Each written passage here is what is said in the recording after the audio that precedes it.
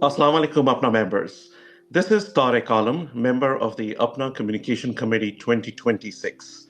We are here yet again with APPNA Cafe Series. The impact for this year, 2026, is impact. And we would like to show the impact that APPNA members, in their capacity as specialists, are serving in our communities. We are very pleased to have Dr. Mahwash Kassi. She is the president of APCNA. APCNA is the Cardiology Association of Pakistani Cardiologists in North America, to join us and give us a little bit overview about what the organization does. Dr. Kassi is a 2010 graduate of Aga Khan University. Thank you so much, Dr. Kassi, for agreeing to join us. Assalamualaikum. Thank you very much, Dr. Alam, for having me. Of course, it's a great privilege to be on this show, as well as be the current president of APCNA. So I'm glad to be here. Welcome. Can you just tell us a little bit about yourself, your medical education, and what motivated you to become a cardiologist? We think of cardiology as a field occupied primarily by men. So, what motivated you to join this field? So it's a great question. I'm originally from Quetta, so I'm from Pakistan. Grew up there, went to medical school in Aga Khan. My mom and dad are both physicians. So my mother is a gynecologist, and in Pakistan, you sort of like think that if you're a woman, you're going to be a gynecologist. But when I went to medical school, of course, other doors opened, and I really got interested in cardiology, and particularly pediatric cardiology. Untreated cyanotic heart diseases that I saw a lot in Pakistan was something that intrigued me a lot. Eventually, I chose to become an adult cardiologist because it was harder to treat younger children. But that was my predominant motivation. And I graduated in 2010. I came to Houston, did my general fellowship and an advanced fellowship as well here in cardiology. And then I went to Mayo Clinic for advanced heart failure and transplant cardiology. So now I'm a transplant cardiologist in Houston. I think the other question asked was what made me go in a man, sort of like a field that we think about it is predominantly men. Of course, it's evolving. One of the sort of messages I want to give to the Pakistani cardiologists is that this is an evolving field, and there's lots of option for women, and it's no longer just like a predominantly male-oriented field. So there's a lot of promise for women. So I strongly encourage doing that. That is wonderful. I think APPNA is all about breaking barriers this year, and you being the trailblazer and being part of the great hospital that you're working as a transplant cardiologist. I think many of us, will be very, very proud of that. Tell us a little bit about your journey with the APCNA. What exactly is APCNA, and how did you get involved with APCNA? So the interesting thing is that a few years ago, I just didn't know about APCNA, and I was at an APPNA meeting. And Dr. Kareem, who's my colleague and works at the hospital with us, told me to come over and for lunch and listen to the talk. And I went there, and it was all, as one would imagine, we're all men. I was the only female there. But they were very welcoming, and they were very nice. And there were a bunch of nice talks, so it seemed like it was a very academic oriented group. Plus, then they brought up like how they're helping payback by providing stents and pacemakers to people in Pakistan who otherwise cannot afford them. So it sort of resonated with me. I was trying to, I was at that point in early career as well, but also wanted to think about ways I could, help back home. Being a transplant cardiologist, of course, we don't have transplant in Pakistan, but of course there are other ways we can help our, and pay back. And I thought that was intriguing. And in the beginning, as they are very welcoming, they asked me to join their executive committee, asked me to be a treasurer. I wasn't sure what my role was going to be, but they walked me through all of those things. And since then, it's just a very close-knit group. And we work together. We have a common mission. And what is really good about APCNA is they're very open-minded. They are, they bring in new ideas. Very oriented towards what we, as maybe somewhat of a younger generation, wanted to do. Particularly, I wanted to bring in more education, research, and propelling other younger generation, helping them evolve into being successful cardiologists. We also wanted to bring in and leverage some of the newer sort of technology. So that's sort of how we evolved and became a very close-knit group. And I've never felt more comfortable with a group that I worked with, where I feel like I have a voice, and they really value me as a member, and that they've shown by. I wasn't sure if I wanted to be the president 2 years ago, but they kept pushing me and preparing me for this. And here I am, and I'm a president today. So it's a very nice group. I think that's a remarkable journey, and I think many of us have benefited with mentors who have really, held our hands and taken us to the higher destination as far as our career is concerned. So, are you the first female cardiologist president of APCNA? No, actually not. I'm the third. So that's exactly how they're very like, one would think that a cardiology, predominantly men, group would be, all men cardiologists, but that's not the case. Actually, they have given Dr. Moten, I know, was the president a few years ago, and our electrophysiologist Maria was also the president a few years ago. So I'm not the first one, for sure. I see. Certainly, Dr. Moten is a big name also. So wonderful to see you, following her footsteps. Tell us a little bit about APCNA. What activities do you have both in the US and in Pakistan that is really impacting lives?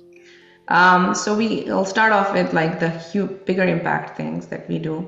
So our goal is to get, of course, funding through both, predominantly from people in the United States who want to pay back in terms of helping people who need cardiology care. How that has been split is that we do pacemaker bank, we do a stent bank, and initially it was just a pacemaker bank that we were donating pacemakers to people who needed it, because as you know, it is very expensive in Pakistan. So we have sort of an agreement with some of the vendors, and we get all the funds that are collected through donations, and we give it for pacemakers. And then it evolved into, we recognize the need for stents as well, as and I sometimes tell people that in Pakistan, unfortunately, sometimes you're left with a choice to make whether you're going to go with a superior stent, which is usually a drug-eluting stent, versus a bare metal stent, just because of a funding issue. And we felt the need that needed to be helped or looked at. So we've started doing that a couple of years ago. And the other thing that we've done is we've donated handheld echoes, and the value of that is, and the impact of that is immense. So it did not only help in diagnosing people at the point of care, because it's like a handheld echo, you can do it right away, and even in like distant places and rural areas where there's no access. And not only did it help with diagnosing people at the point of care, but we also have trailblazers, like Dr. Bhatti, who actually led a huge project on pregnancy-related cardiac issues. And she used some of our handheld ultrasounds, and of course, majority of the work is hers, and all credit goes to her. But we did our small part by donating some echoes there. And that is, if you look at JACC, is the largest study on pregnancy-induced heart or pregnancy-related heart diseases or undiagnosed cardiac conditions in pregnancy. And she presented that data at multiple meetings. So we've also paved some pathways where we're trying to do more towards research. We are also working on prevention. So some of us do preventative clinics in Pakistan. And one of the things that Dr. Moten has led is humongous education. So we not only do lectures, but she also trains many people on ACLS and BLS every year. and she has these educational series that are not confined to cardiology but outside of cardiology as well. So those, are sort of like our activities in the in within the Pakistan with our collaborators over there. We also keep a very close association with some of the very trailblazing cardiologists over there, like Dr. Hanif and Dr. Bhatti, who've done a remarkable job in their capacities in Pakistan. In the United States, we of course also do CMEs. Every year we do a CME for non-cardiologists, so to speak, and we are trying to do more research and education towards basically South Asian population, as we know that our diet, our genes, our predisposition to coronary disease is very different from what you would expect in white population in the United States or African American population. And so there is a push towards understanding more of that. And that's one of the things that my goal has always been, to accomplish more research. Being a heart failure cardiologist, I like genetics and dabble with that a little bit. And one of the things I want to see is how we can incorporate genetic testing for cardiology population, both within US and outside of US. I think that's a remarkable portfolio, a lot of things which our members probably did not know. So, which institutions in Pakistan do you collaborate with? It's a wide net collaboration. We've tried to touch all the different provinces. We didn't have a presence, for example, in Balochistan, I'm from there, and now we do. We're helping some of the hospitals over there as well. We help hospitals like Indus, in Karachi. We have a few hospitals that we collaborate with in Peshawar. And then, of course, if there are people who reach out and want some help, we ensure that, we have all the right checks and balances in place, and that we're donating to the right cause, to the right people. And we try to, maintain a registry of people who received a pacemaker or a stent from our donations, so that we feel that we as a committee are very accountable for the work we do. So we have very strict checks and balances for that reason. So that is excellent, all that you have been doing as far as cardiology is concerned in Pakistan. What are some of the future projects that you have in mind? Yeah, so we are trying to focus more. One of the things is towards prevention, and trying to see how we can mitigate disease in Pakistan, particularly coronary artery disease, which is highly prevalent. We see very young population, and the younger population getting more and more coronary disease. We are going to support some research related activities. Some of our colleagues there are established registries, including Dr. Hanif, who's had a tremendous amount of work done towards maintaining registries towards coronary disease, heart failure, and Dr. Bhatti, who does a lot of women's health-related research and valvular heart disease research. They have imaging modalities there that were previously not present, so we're going to try to support some of that, that they can do more sort of advanced imaging. On a personal level, I've always wanted more research towards heart failure, which is Dr. Hanif has a registry, and we want to support that. And we were trying to see how we can understand the burden of disease, where it's coming from. Because if you look at just literature that's been published so far in Pakistan, it's very scant. So if you don't know, we're not going to know what we're going to target from a public health perspective.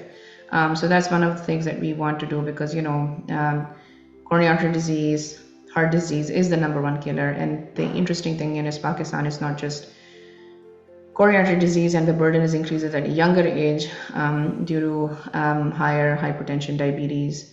All these things are becoming a younger age problem now.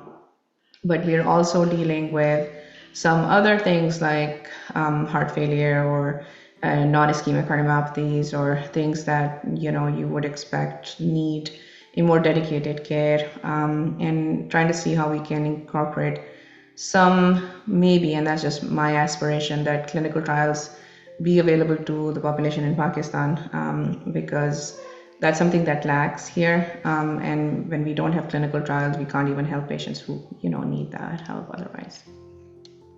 So that's a lot of work that you have lined up, and given your history, hopefully you will definitely accomplish that. Now, APCNA is also known for its wonderful CMEs. We've seen APCNA symposium and CMEs at the annual conference, especially the UPNA summer meeting. So tell us about the APCNA symposium. What was the idea behind that? Especially you have dedicated your CME to Dr. Rahimtullah. I guess if you can just throw a little bit light on that.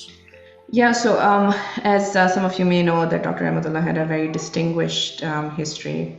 If you sort of just read his biography, it is remarkable, like the work he's done, how he was involved in different committees in the United States, had been on the editorial board, was awarded and is considered a distinguished cardiologist. So, being a Pakistani cardiologist myself, if you look at his biography and all that he's achieved from an academic perspective is outstanding. And there are not a lot of people who can achieve that. We recognize that this is something that we really want to push and be more academic inclined. And our CMEs are very well thought of. So we start planning way in ahead. I'm sure everybody else does the same. But our message is always trying to bring in distinguished leaders. There's a lot of cardiologists in the United States who are Pakistani origin, and they've done just amazing work, and we're always scouting for them to come in. We also bring in cardiologists from Pakistan that have done research or are doing academic work in Pakistan, and so that we can bring them in and have really give them a forum to discuss. And this really brings in a culture of collaboration, a culture where we can share our ideas. And we've met so many remarkable people just through that CME. It's not just about the talk, but it's also about the connection that we develop. And the last couple of years, we've been able to bring in a lot of new members. We want younger people to feel that they are welcome to this committee. It's a very, as I said, friendly, and we have a very an elaborate mission, yet a mission that would support and give us a way to give back to Pakistan. Excellent. So you mentioned about a lot of Pakistani physicians who are cardiologists in the U.S. So by your estimates, how many Pakistani American physicians are actually cardiologists here? I want to say there's a whole lot. Maybe in well above thousands, I want to say. But in APCNA, I don't think we've reached out to every single Pakistani cardiologist yet. And our goal is that, given that there might be a lot more, I'm not good about keeping with numbers. So we want to reach out to every single one of them and invite them to be part of our mission and our committee. I think that's going to be an ongoing work, but regardless, you said, there must be almost in thousands. Yeah. That itself is a very impactful number, I mean, such a large cohort of cardiologists here in the US. So how many of you are newer members, from 2010 maybe or younger, because you're 2010 in APCNA? I want to say that now our demographic is evolving. As you can imagine, this group was, it was embarked on several years ago, and I think at that time they were like early mid-careers, and now they're sort of in their later stages of their careers, or established cardiologists, as I would say. We're trying to incorporate a lot of younger folks, not just ones in the US, but also ones in Pakistan. We have several APCNA related groups, one that exists on WhatsApp where they discuss interesting cases. And it provides you a forum to discuss some difficult cases and challenges. The type of work that Pakistani cardiologists do is remarkable too in Pakistan, and we're very impressed with the type of things that they do and how innovative they can get with the limited resource that they have. And that forum basically provides everybody to just join in and discuss cases. And then we have all of the members that exist within US, we try to incorporate them in that group. Of course, we can't, where our goal is not to force people into getting into memberships, but the way I see it, and when I joined, I didn't have any friends that pulled me over. It was actually the committee that was very nice, and I thought that they did such remarkable work that it was an automatic, okay, I'm going to do this, and I am going to be a lifetime member. And I used to not attend APCNA meetings before that, or APPNA meetings for that matter before that. But slowly I got more and more interested, started joining and going to all these conferences a little bit more. So we've definitely have seen a shift in the demographic. We have a lot of younger people. We have a lot of trainees and residents and fellows, and we try to create a forum for them to learn. We have early careers, and there are some of us who give very good advice on how to establish a practice, how to be an academic cardiologist, and those type of things. So I think since the narrative is changing, our goal towards what we want to do or present to them, or our agenda in CMEs, has also evolved. And one of the things that we want to achieve is then start doing webinars, so that we can attract more people and discuss more things with them and get to their sort of level, because you really have to see people in the eye and meet their requirements, and see what they want, what kind of opportunities do they seek, and provide that as because every committee that you join should come with some kind of a benefit for the member who is joining. Of course, being a philanthropic organization predominantly, that is important to our mission, and we appreciate all the donations that people give, and hopefully will continue to do so. But by the same token, we also want to do something that would help them evolve, be better cardiologists, and feel like they have a home within the United States. Because oftentimes just, having your own Pakistani people, having to discuss things with them, having similar challenges, gives you a home to discuss your issues and from being a Pakistani perspective. Excellent. It's very impressive, the work that you're doing, the influx of younger generation cardiologists in APCN, and I just think that, the organization has a great future. So, a lot of our members, for them, I would like you to tell them, if you were to give your top three advice briefly, what they can do to prevent cardiovascular disease, the prevalence of which is so much, what would be your three best and top advice?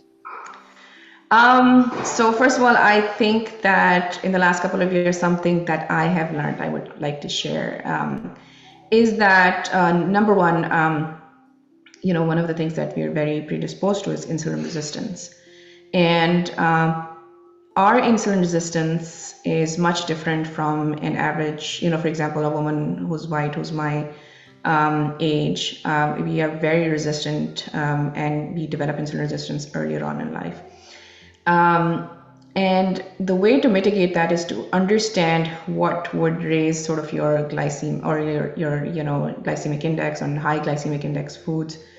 One of the things we will work on this year is, just trying to help people understand how some of the food that we eat in South Asian population is not ideal. So where it can really increase your sugar levels really quickly, as opposed to somebody who, is not, the same demographic as us. So the bottom line is that it's about eating smart. It's about eating at the right time, because, for example, in South Asian population, we have the highest insulin resistance early in the morning. So, and I want to also suggest and, help people understand that it's not that you have to be super restrictive, so that you won't be able to achieve your goals. You can achieve your goals, you can eat, but really avoiding some of these high glycemic index foods, high fatty acid food. Again, the food chain has changed a little bit, and now we recommend more protein-based diet. So that's one, eat smart.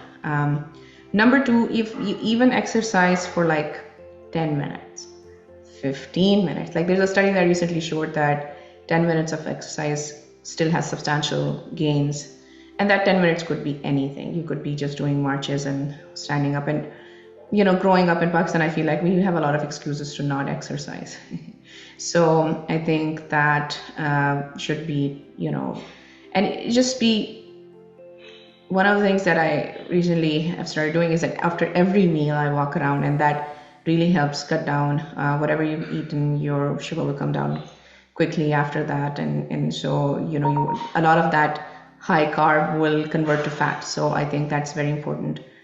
The third important thing is, as I would say, is just being mindful and then seeking care at the right time. So as a population that is at high risk of having coronary disease, we should start getting in the habit of getting evaluated. May that be in the form of a calcium score, or checking your cholesterol, or checking a lipoprotein A level, and being a little bit more open with your treating physician. They may not recognize that a younger thin female would have high coronary artery disease burden, but then you have to sort of be your own advocate and discuss that with your physicians, that you do need screening, because it's that is important.